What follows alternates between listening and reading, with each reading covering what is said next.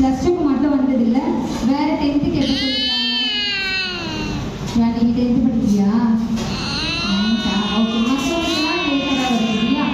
Okay, listen, கவனிக்கணும். குட்டி பசங்களா கவனிக்கணும். பாப்பா கத்துதா? சரி, ஓகே. நம்மளுக்கு இயேசு கிறிஸ்து முக்கியமானவர், வேல்யூவானவர். கடவுள் நமக்கு படிப்பை கொடுத்திருக்காரு.